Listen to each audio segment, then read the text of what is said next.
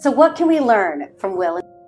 So first off is that no one really knows what's happening in a relationship. Sometimes not even the people in the relationships. So try not to make assumptions. And that there is no fairy tale relationship. It's even in Hollywood, there's no fairy tale relationships. And having these expectations of what marriage or what a relationship should look like, seriously, is such bullshit. And I think that's one of the biggest takeaways we can take from this.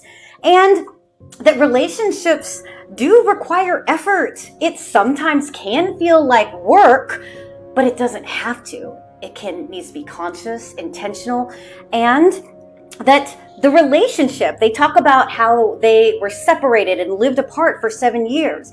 This is the cool thing about relationships, is that they are defined by the people in the relationship. Whether you live together or apart, whether you share finances or don't, whether you have sex or don't, all of these are things that you get to negotiate and co-create in your relationship.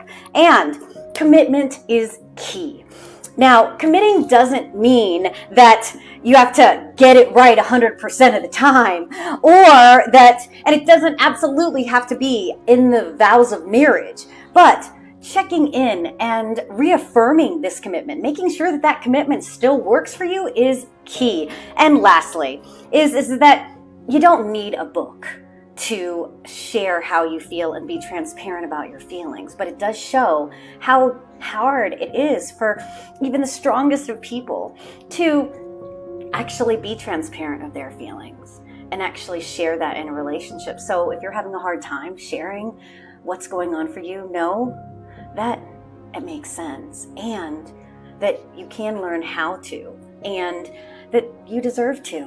This is why I created my Reclaim Your Voice. So go check that out program starting in November. But there's so many things that we can learn here from Will and Jada. And I think it's a great opportunity for us to really look at how we're appreciating relationships.